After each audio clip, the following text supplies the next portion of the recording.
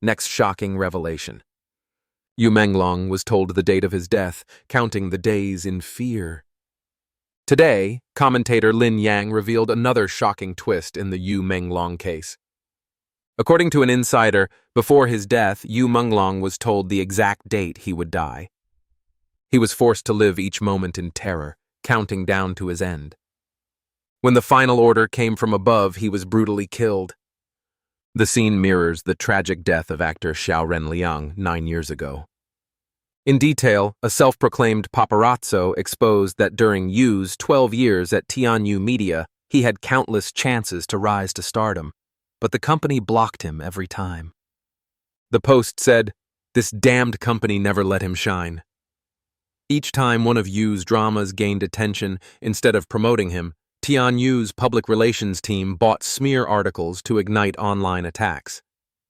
The pattern was both unusual and deliberate, and it raised a question: why would a company sabotage its own artist?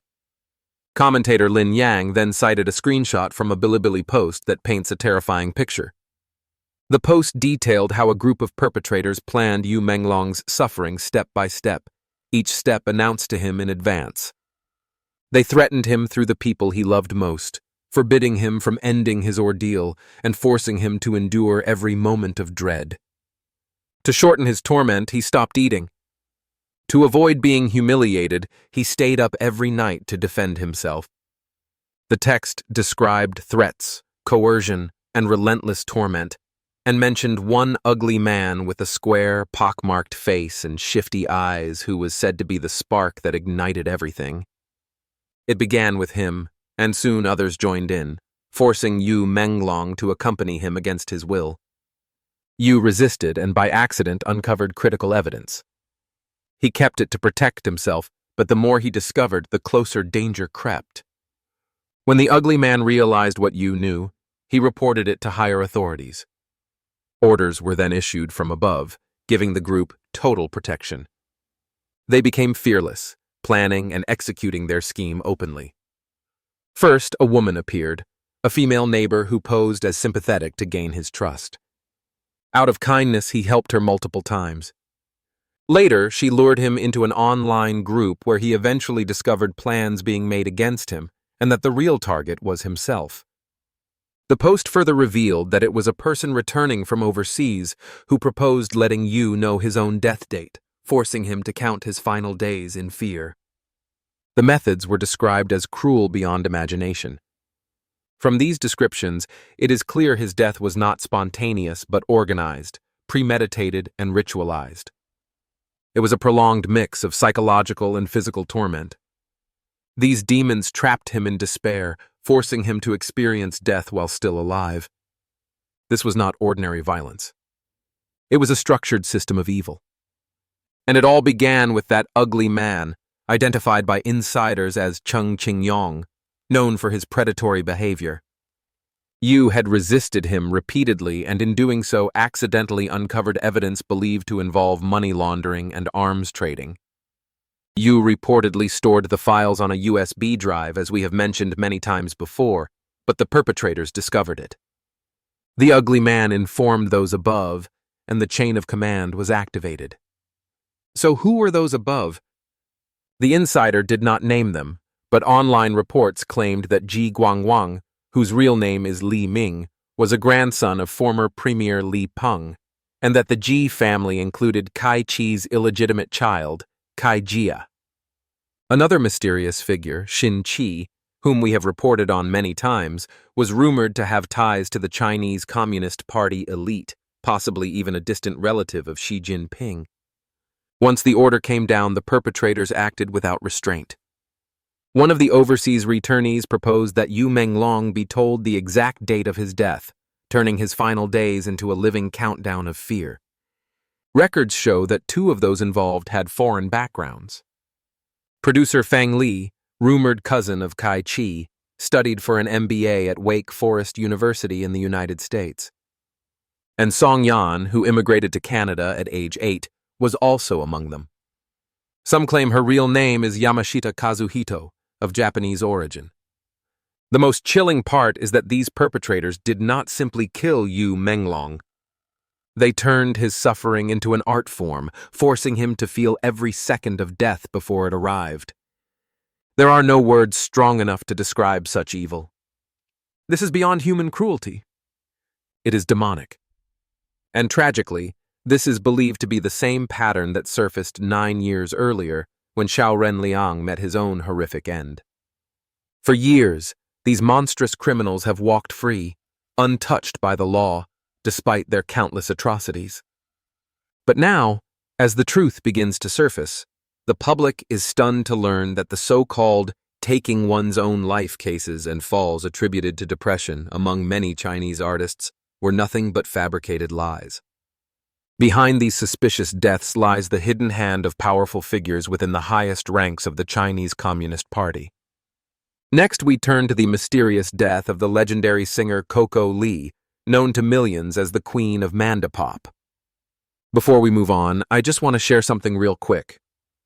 YouTube has not been recommending our channel much lately, so if you have made it this far, drop this icon in the comments. It really helps us beat the algorithm. You can also find it in the description below if you want to copy it easily. Together, we can get past the censorship and let more people see the truth. Coco Lee's death tied to dark secrets in China's entertainment industry. A hidden network of high-ranking Chinese Communist Party figures emerges. The Yu Menglong case was more than a death. It cracked open the curtain on the hidden machinery driving China's entertainment world. As the story spread, whispers began aligning across the industry. Powerful elites were quietly pulling the strings. One figure, the so-called poet Xiao Lihua, leapt to defend the villains in the Yu Menglong case.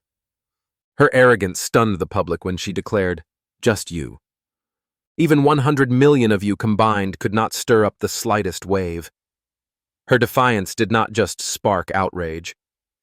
It fueled suspicions that she had unintentionally spoken a deeper truth, that behind China's showbiz incidents lies a massive, untouchable force few dare confront.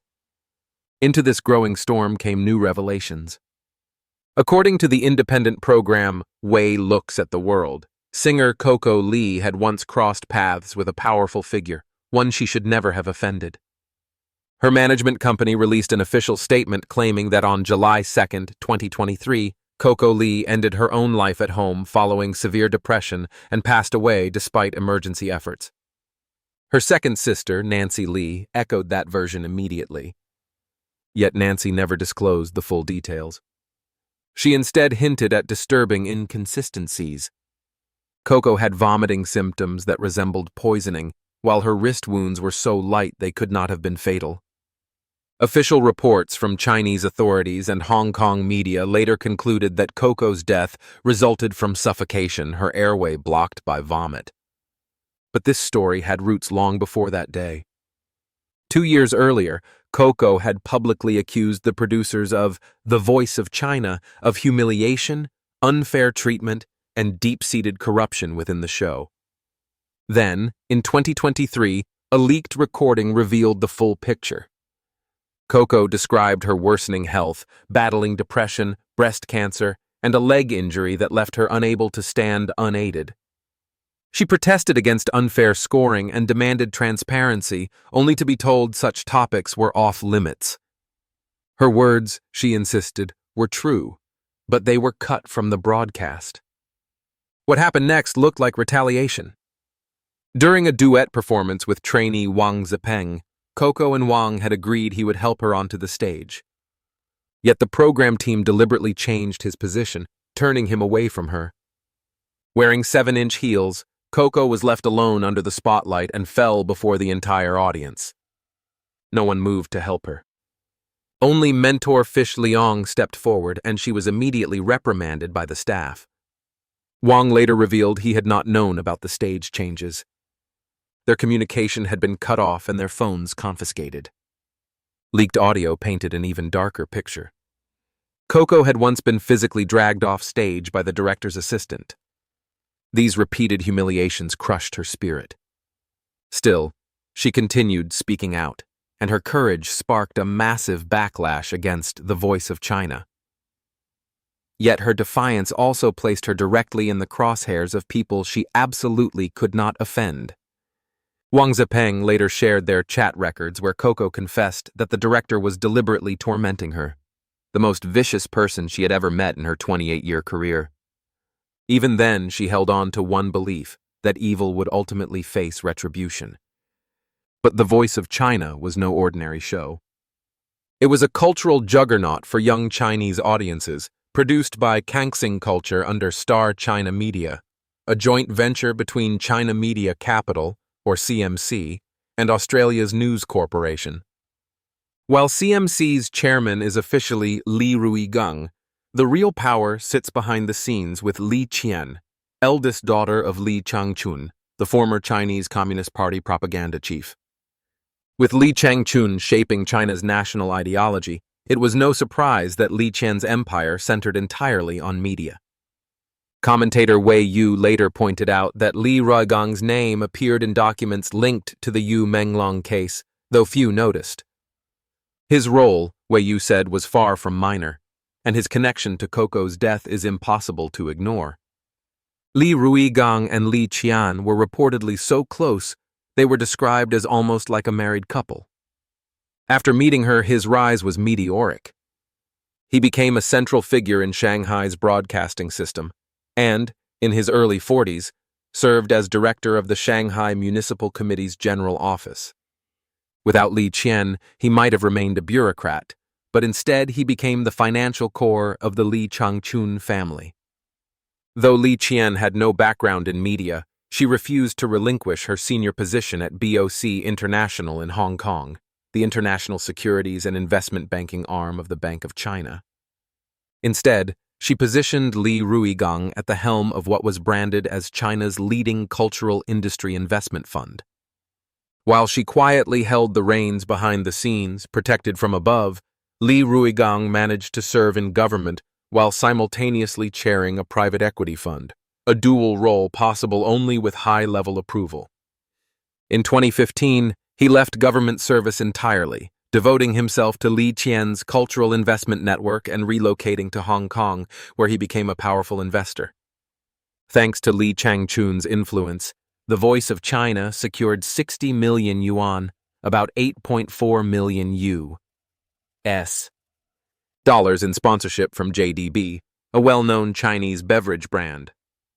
Ad slots sold for 360,000 yuan, around 50,000 US dollars per 15 seconds.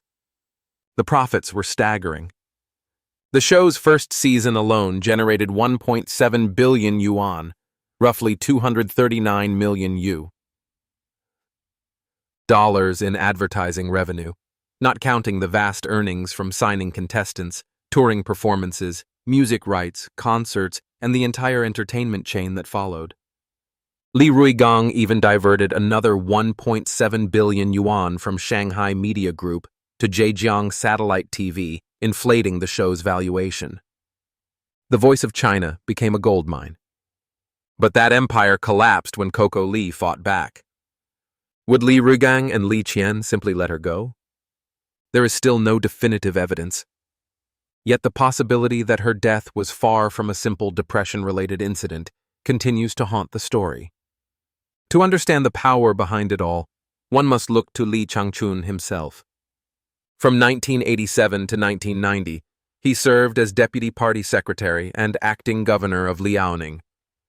In 1990, he was transferred to Henan, where he quickly rose from deputy party secretary and vice governor to acting governor, then governor in 1991, and party secretary in 1992, becoming the province's true ruler.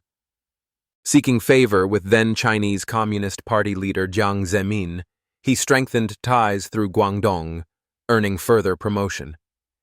But his governance left a haunting mark. A so-called plasma economy, based on selling blood, infected countless rural citizens with HIV. The government covered it up for years, only acknowledging it publicly in 2001. Despite this catastrophe, Li Changchun's career soared. He went on to serve as Guangdong Party Secretary, and later as a member of the Politburo Standing Committee. Rumors persist that he left office with vast personal wealth.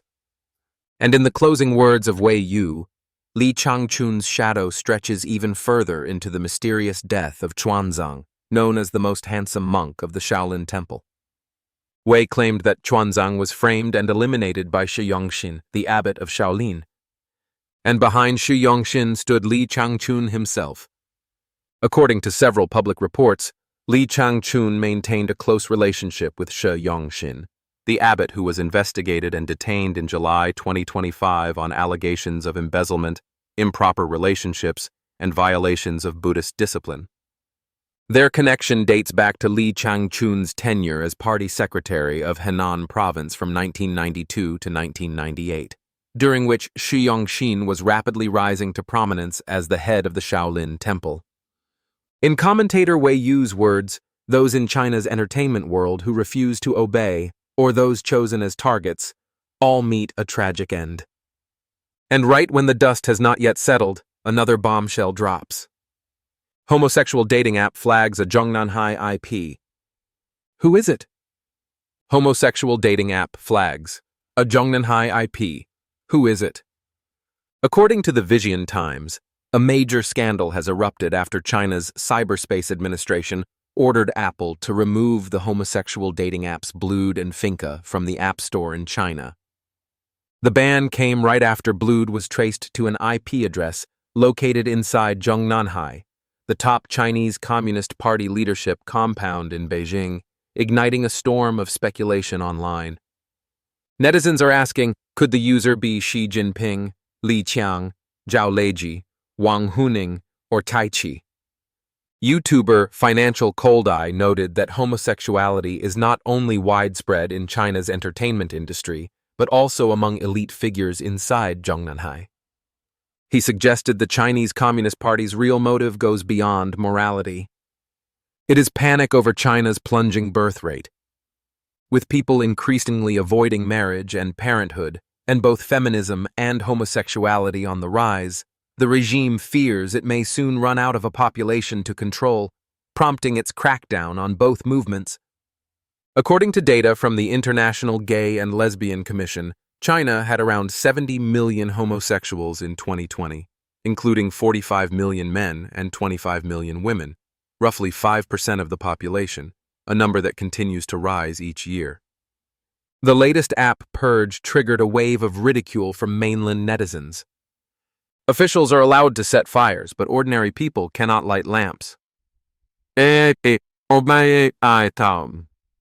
Zhongnanhai is the biggest den of debauchery.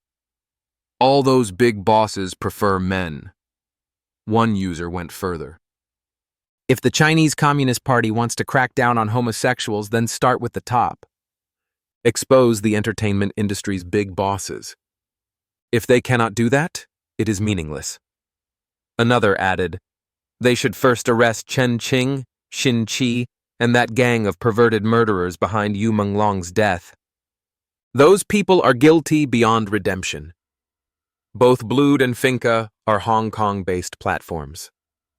Blued, with over 50 million users worldwide, was once China's most influential gay dating app, but now both apps have vanished from Apple and Android stores, along with Grindr and even the WeChat account of the overseas group Chinese Rainbow Alliance, whose content was completely deleted. What do you think? Share your thoughts in the comments. We would love to hear your perspective. And do not forget to drop this icon in the comments to help us beat the YouTube algorithm. If you found this analysis valuable, please like, share, and subscribe so you do not miss future updates. Thanks for watching. See you next time.